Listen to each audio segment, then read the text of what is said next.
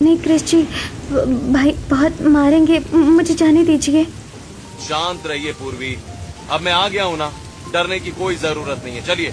क्रिश पूर्वी को गाड़ी में बिठाकर पास के क्लिनिक ले जाकर डॉक्टर से दवाइयाँ दिलवाता है और उसे उसके घर के दरवाजे तक छोड़ने जाता है। जैसे ही पूर्वी घर के अंदर कदम रखती है, प्रथम दरवाजे पर ही खड़ा होकर चिल्लाने लगता है, वाह भाई वाह, कहाँ थी इतनी देर से? हाँ, सब्जी लाने भेजा था या इसके साथ गाड़ी में बैठ के नैन मटक्का करने भेजा था? शर्म नहीं आती तुझे? हाँ।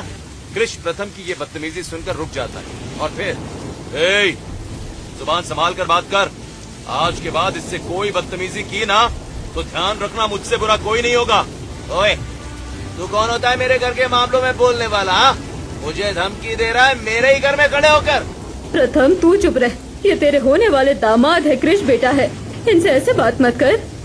दामाद होंगे अपने घर के, बहन मेरी है, मैं जैसे चाहूँ वैसे बात करूँगा। ये आपकी बहन बाद में है, पहले एक इंसान है। आपने इसे नौकरानी बनाकर रख दिया है, लेकिन अब और नहीं।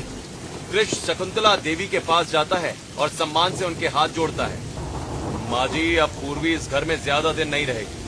मैं कल ही पंडित जी से बात करके जल्द से जल्द मुहूर्त निकलवाऊंगा और बहुत जल्दी शादी करके इसे अपने घर ले जाऊंगा। बेटा क्रिश, भगवान तेरी उम्र लंबी करे, तू मेरी बच्ची को इस नर्क से निकाल ले, बस यही दुआ है मेरी। माँ जी, आप चिंता मत कीजिए, पूर्वी का ध्यान रखना अब मेरी जिम्मेदारी। पूर्वी, आप अपना ध्यान रखिएगा और दवाइयाँ समय पर ले लीजिएगा, ओके? क्रिश प्रथम को एक सख्त चेतावनी देकर चला जाता है। प्रथम महसूस कर रह जाता है और कुछ दिनों के बाद क्रिश पूर्वी को लेकर बाजार में खरीदारी करने के लिए जाता है और एक बड़े शोरूम में। बहू इधर आओ, देखो ये लाल और सुनहरे रंग का लहंगा तुम पर कितना जचेगा ना। माँ जी, ये तो बहुत महंगा लग रहा है, मेरे लिए कोई सीधा साधा सा ही ले लीजिए, इतना खर्चा करने की क्या जरूरत है? अरे भाभी, अब आप हमारे घर की छोटी बहू बनने जा रही हैं। भैया की पसंद और मम्मी जी का प्यार है ये, संकोच मत कीजिए बिल्कुल। सही कह रही है श्री जी, और वैसे भी मायके के सारे दुख दर्द भूलने का वक्त आ गया है पूर्वी, यहाँ सिर्फ लाड प्यार मिलेगा तुम्हें। पूर्वी, जो भी तुम्हें पसंद आए बिना झिझक चुन लो। आज से तुम्हारी जिंदगी में सिर्फ खुशियाँ होंगी, ओके? हे भगवान, कहाँ मेरे मायके में एक एक पैसे के लिए भाई मुझसे मारपीट करता था और कहाँ यहाँ सब मुझे इतना सिराखों पर बिठा रहे हैं। क्या सच में मेरी किस्मत बदल रही है? इसी तरह कुछ दिन बाद पूर्वी और क्रिश की शादी का दिन भी आ जाता है और दोनों की शादी होती है। मैरिज हॉल में बड़ी धूमधाम के साथ शादी का माहौल बना है। मंडप लाल गुलाबी फूलों से और झिलमिलाती लाइटों से सजा हुआ है। क्रिश और पूर्वी वरमाला पहने एक दूसरे के आमने सामने बैठे हैं। एक तरफ व्हील चेयर पर शकुंतला देवी बैठी हैं, जिनकी आंखों में संतोष के आंसू हैं। पास ही पड़ोसने खड़ी होकर खुसुर फुसुर कर रही हैं। और रजनी जरा देख तो सही, ये वही पूर्वी है ना जिसके मायके में हर रात रोते बिलखते गुजरती थी? शराबी भाई रात भर छत से पानी निकलवाता था, मारता पीटता था। हाँ सुरेखा जी, बिल्कुल वही है। किस्मत देखो लड़की की, आज कितनी ग्रैंड शादी हो रही है, कितना बड़ा और अमीर ससुराल मिला है, लड़का भी हीरा है हीरा। पर एक बात समझ नहीं आई, माँ जी व्हील चेयर पर बैठी है पर बेटी के साथ ससुराल क्यों नहीं जा रही है? अरे सुना है, शकुंतला जी ने खुद मना कर दिया जाने से, बोली कि अगर मैं चली गई तो उस निकम्मे प्रथम को अपनी जिम्मेदारियों का एहसास कभी नहीं होगा। बेटी को तो सुखी घर मिल गया, अब बेटे को सुधारना ही पड़ेगा। मंडप में पंडित जी मंत्रोच्चार करते हैं। क्रिश और पूर्वी साथ फेरे लेते हैं। फेरे पूरे होते ही शकुंतला देवी हाथ जोड़कर भगवान का धन्यवाद करती हैं। भगवान, मेरी बेटी ने बहुत दुख सहे हैं, अब इसे ससुराल में सारी खुशियाँ देना, इसके सारे पुराने जख्म भर देना। शादी के बाद गाड़ियों का काफिला पहुंचता है। हवेली जैसा बड़ा घर सुंदर रोशनी से जगमगा रहा है। प्रवेश द्वार पर सास अंजू जी आरती की थाली लेकर खड़ी हुई हैं। ससुर विजय जी, जेठ कृष्णा और देवर राघव खुशी से मुस्कुरा रहे हैं। आओ बहू, अपने शुभ कदम अंदर रखो, आज से ये सिर्फ क्रिश का घर नहीं, तुम्हारा अपना घर है। पूर्वी चावल का कलश गिराकर गृह प्रवेश की रस्म पूरी करती है और लाल पैरों के निशान बनाती हुई अंदर आती है। शादी की थकान उसके चेहरे पर साफ दिखाई दे रही है। बेटा पूर्वी, तुम दिन भर की रस्मों और सफर से बहुत थक गई होगी, चेहरा भी पीला पड़ रहा है तुम्हारा। हाँ?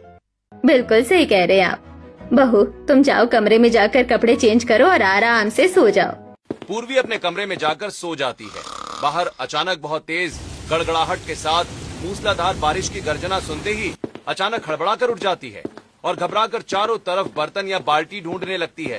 पानी, अरे पानी टपक रहा होगा, छत से पानी आ रहा होगा, मुझे बर्तन लगाने हैं, भाई चिल्लाएगा, मुझे छत पर जाना होगा, पानी निकालना है। वो भागकर दरवाजे की तरफ जाने लगती है। तभी क्रिश उठकर पूर्वी का हाथ थाम लेता है। हे पूर्वी, पूर्वी, रुको रुको रुको, क्या हुआ? तुम इतनी घबराई हुई क्यों? क्रिश जी, बाहर बहुत तेज बारिश हो रही है, छत टपक रही होगी ना, अगर पानी भर गया तो भाई मुझे मारेगी, मुझे पूरी रात छत साफ करनी होगी, वरना वो मुझे धक्का दे देंगे। पूर्वी, मेरी तरफ देखो, शांत हो जाओ। तुम कहाँ ढूंढ रही हो बर्तन? यहाँ कहाँ छत टपक रही है भाई? देखो ऊपर, ये पक्का मकान है, यहाँ एक बूंद पानी भी नीचे नहीं गिरेगा। पर क्रिश जी, बारिश में तो पानी बहता है ना। तुम अब भी अपने मायके का खौफनाक सपना देख रही हो पूर्वी। अब तुम अपने ससुराल में हो, यहाँ तुम्हें रात भर जाकर पानी नहीं निकालना पड़ेगा। क्रिश प्यार से पूर्वी को बेड पर बिठाता है और उसे कंबल उड़ा देता है। अभी आराम से सो जाओ। हाँ, अब तुम्हें कोई परेशान करने वाला नहीं है। चुपचाप आंखें बंद करो और सुकून भरी नींद लो। पहले पूर्वी धीरे धीरे बेड पर लेट जाती है और क्रिश का हाथ पकड़े पकड़े आंखें बंद कर लेती है। हे भगवान, मायके में बारिश का मतलब था गालियां सुनना और छत से पानी उलीचना। यहाँ सिर्फ प्यार और सुरक्षा है। मायके में कैसी दर्द भरी रातें कटती थी और आज यहाँ कितनी सुकून भरी नींद आ रही है। पूर्वी चैन से सो जाती है। अगली सुबह पूरा परिवार शिव मंदिर जाता है। सभी मंदिर के अंदर प्रवेश करते हैं। पूर्वी शिवलिंग पर जल चढ़ाती है, हाथ जोड़कर आंखें बंद करती है। हे भोलेनाथ, आपका लाख लाख शुक्रिया। आपने मेरे जीवन के सारे दुख दर्द मिटा दिए।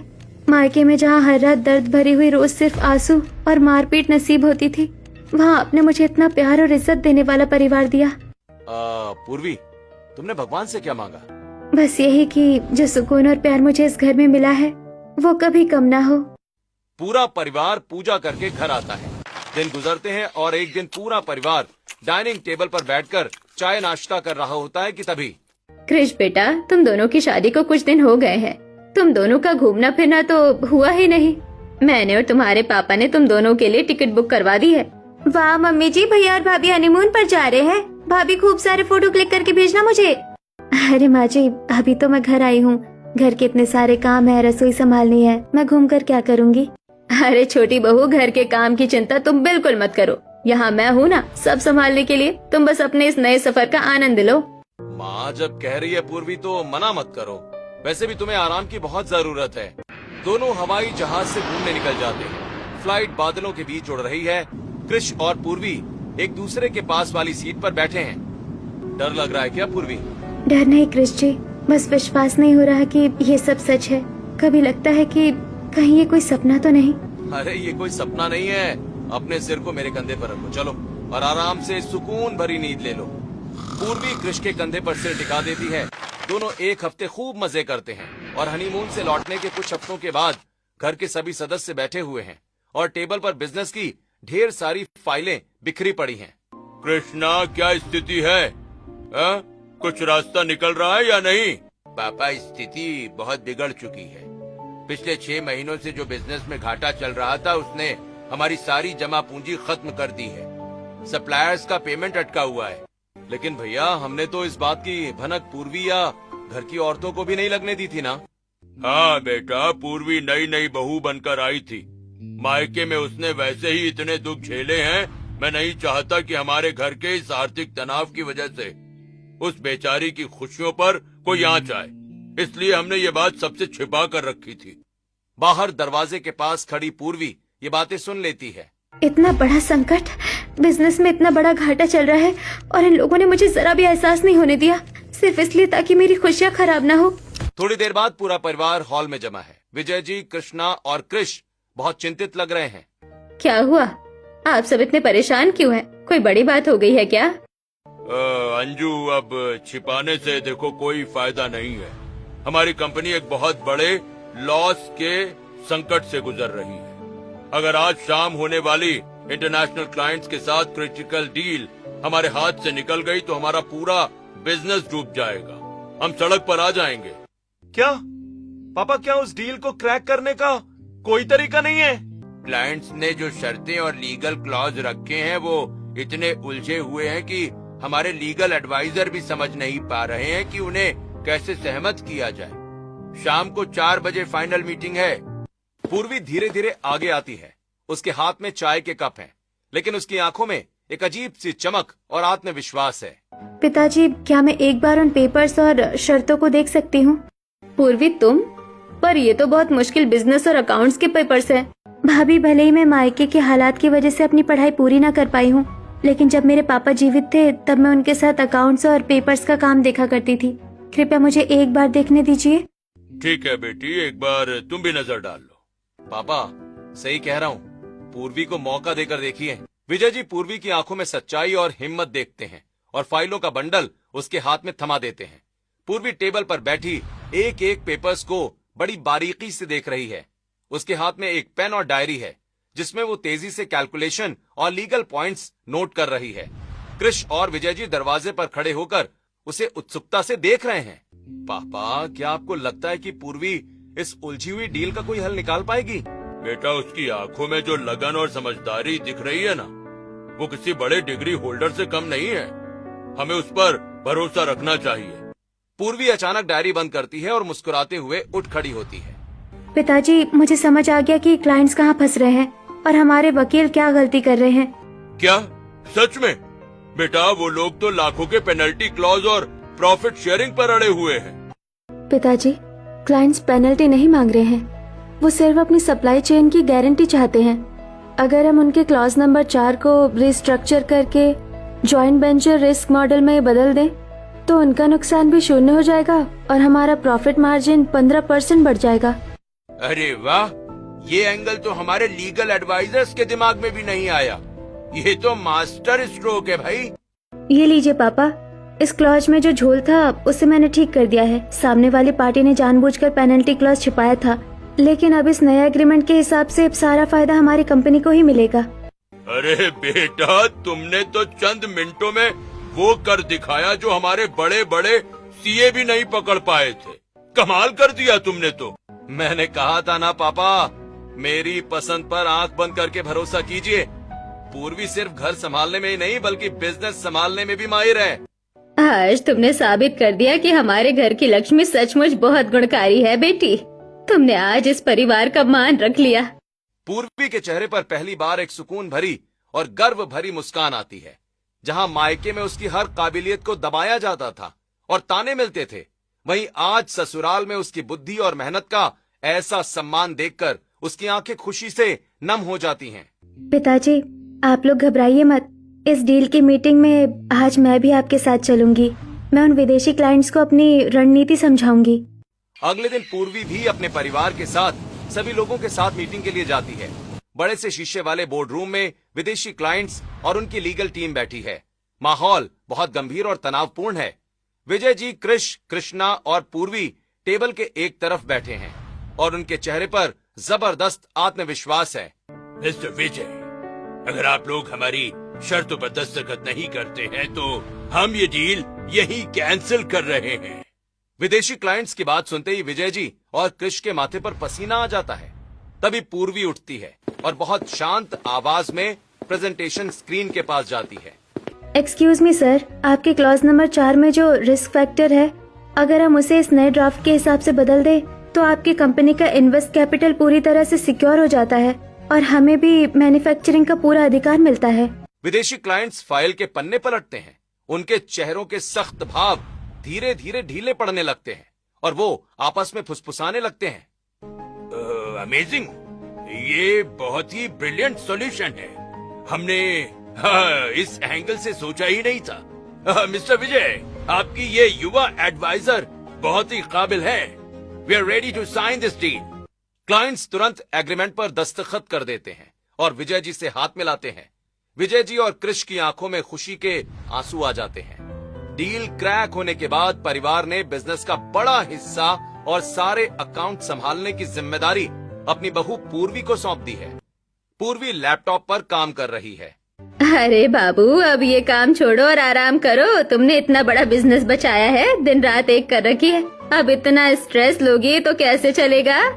माँ जी, बस ये आखिरी फाइल देख लूं, फिर सो जाऊंगी। बिल्कुल नहीं छोटी बहू, तुम्हें तो सुकून भरी नींद की बहुत जरूरत है। जाओ चुपचाप सो जाओ, बाकी का काम हम सब कल सुबह मिलकर कर लेंगे। अंजू जी जबरदस्ती लैपटॉप बंद कर देती हैं और पूर्वी के सिर पर दुलार से हाथ फेरती हैं। तभी पूर्वी कमरे में आकर भी अपनी डायरी में कुछ नोट्स लिखने लगती है। क्रिश पीछे से आता है और उसके हाथ से पेन ले लेता है। हे मैडम, बिजनेस विमेन, इतनी बड़ी डील क्रैक करके पूरा बिजनेस संभाल लिया। हाँ, अब अपने दिमाग को थोड़ा सा आराम दो। क्रिश जी, कल सुबह बैंक वालों के साथ भी एक मीटिंग है ना, इसलिए। कोई मीटिंग रात के 12 बजे नहीं होती। हाँ, अगर तुम्हें सुकून भरी नींद नहीं मिलेगी तो सुबह काम कैसे करोगी? चलो चुपचाप सो जाओ। क्रिश पूर्वी को बेड पर लिटाता है और शॉल उड़ा देता है। पूर्वी मुस्कुराती हुई अपनी आंखें बंद कर लेती है। मायके में जहाँ देर तक काम करने पर भी सिर्फ ताने और मार मिलती थी, यहाँ काम करने पर पूरा परिवार मुझे सिराखों पर बिठाकर मेरी सुकून भरी नींद का ध्यान रखता है। अगले दिन शाम के समय पूरा घर रंग बिरंगी लाइट से जगमगा रहा है। लिविंग रूम में परिवार के सभी सदस्य एक बड़े सोफे पर बैठे हैं और बीच की टेबल पर एक बहुत बड़ा केक रखा है। आज पूर्वी और क्रिश की शादी का 1 महीना पूरा होने की खुशी में पूरा परिवार जश्न मना रहा है। भाभी जल्दी आइए, केक काटने का समय हो गया है, सब आपका इंतजार कर रहे हैं। अरे बस 2 मिनट, मैं चाय और स्नैक्स लेकर अभी आती हूँ। अरे बहू, आज तुम्हारा हफ्ता पूरा हुआ है, तुम कोई काम नहीं करोगी, बैठो यहाँ हमारे पास।